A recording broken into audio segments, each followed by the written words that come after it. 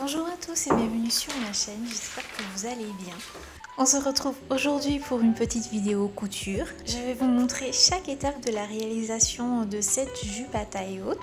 Alors si vous êtes une passionnée de couture ou simplement une personne qui aime créer de belles choses avec vos mains, cette vidéo vous plaira peut-être. Je vous invite à regarder la suite.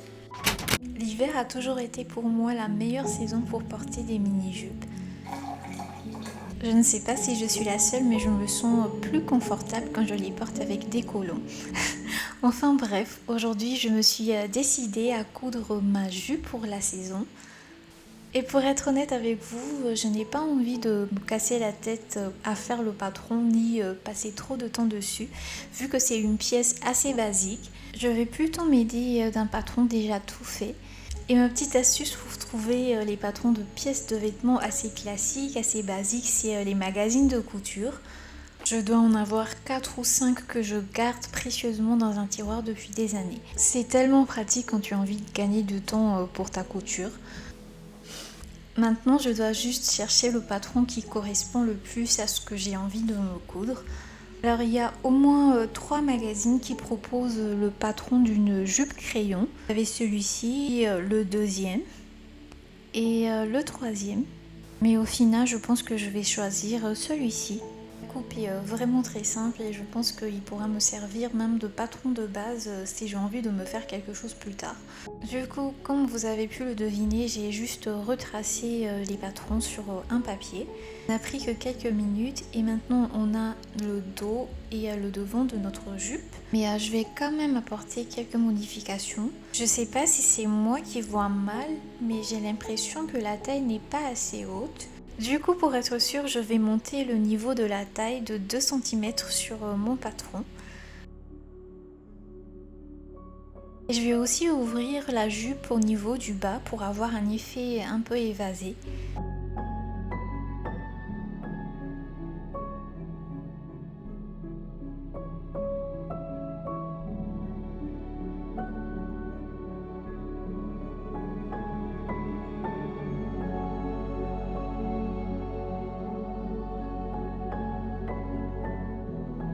Maintenant que j'ai fini de transformer mon patron, je vais rajouter les valeurs de couture parce que oui, les valeurs de couture ne sont pas incluses dans les patrons Burda.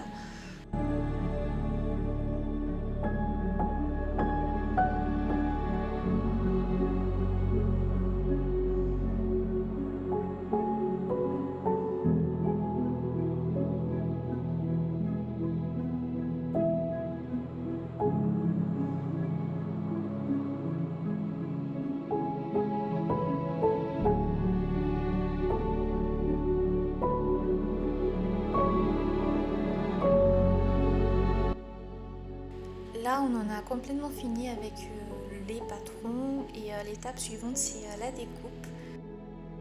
Pour le tissu, je vais utiliser celui-là. Je me souviens plus où est-ce que je l'ai eu, je pense que c'était un cadeau. J'adore la couleur un peu pastel. Aussi la texture, ça a un effet un peu tweed.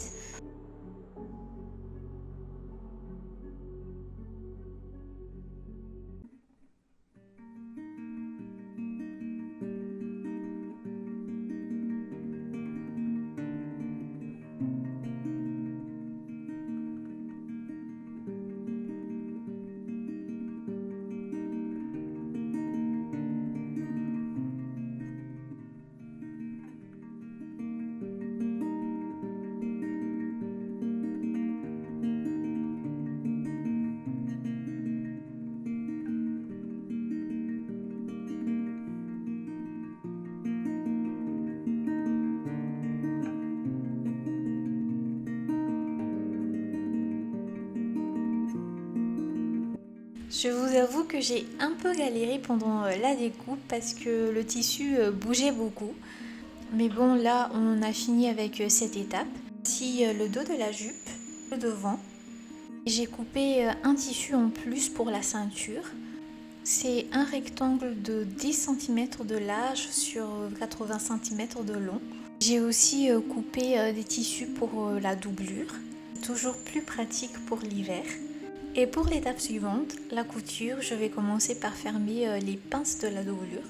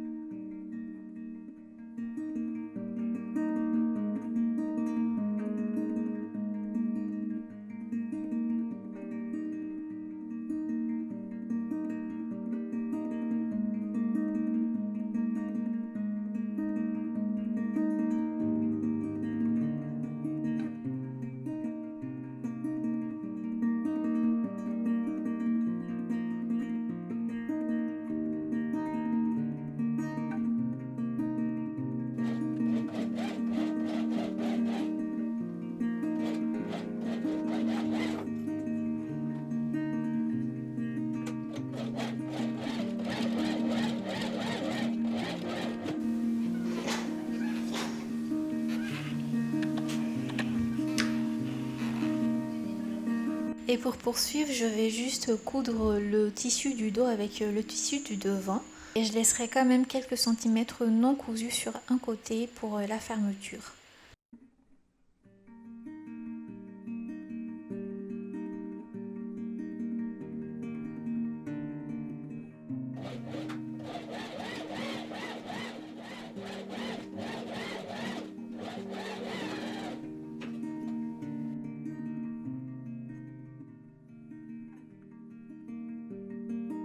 Et pour continuer, je vais venir faire exactement la même chose avec les tissus extérieurs de la jupe.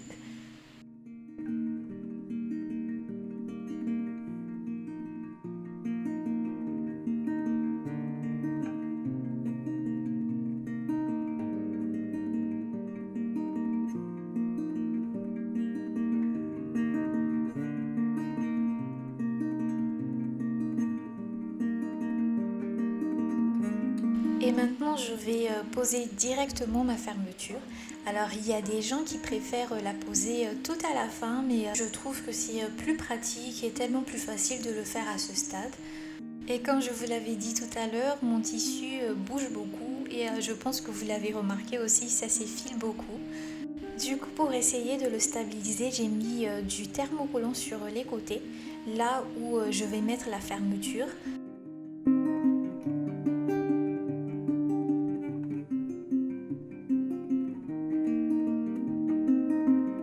Pour la fermeture, au départ, je voulais mettre une fermeture invisible, mais en fouillant dans mes affaires, je me rends compte en fait que je n'en ai pas dans cette couleur. Du coup, ce sera une fermeture simple. Et au niveau de la couleur, j'ai aussi beaucoup hésité entre le violet, le bleu ciel et le blanc. Après, je pense que le mieux c'est de choisir le blanc parce que de toute façon, le blanc ça va avec tout.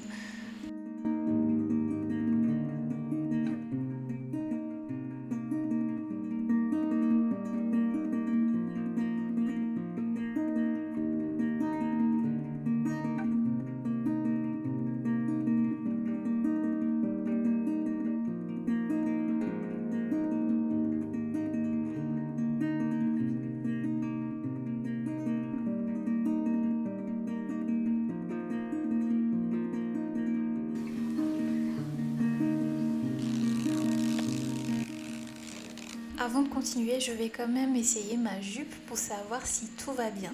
Et comme vous pouvez le voir, tout est nickel. Je pense que je vais juste la raccourcir de quelques centimètres.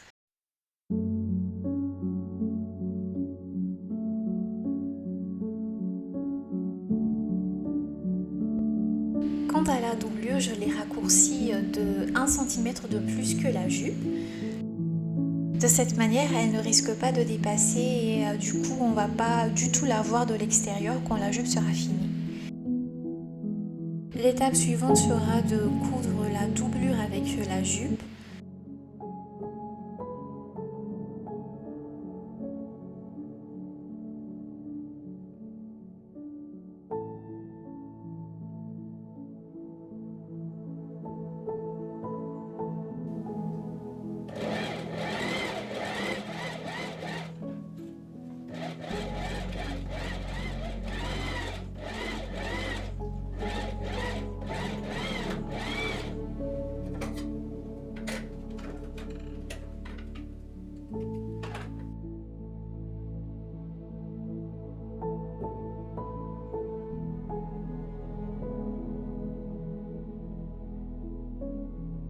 Et comme je vous l'avais dit tout à l'heure, la doublure est un peu plus courte que la jupe. Du coup, on ne la verra pas du tout de l'extérieur. Et maintenant, il ne reste plus qu'à rattacher la ceinture. Et comme la pose de la fermeture tout à l'heure, je vais aussi mettre du thermocollant sur la ceinture pour la stabiliser, puisqu'on devra encore coudre la boutonnière dessus plus tard. Comme ça, au moins, on est sûr que ça ne va pas s'effiler de partout.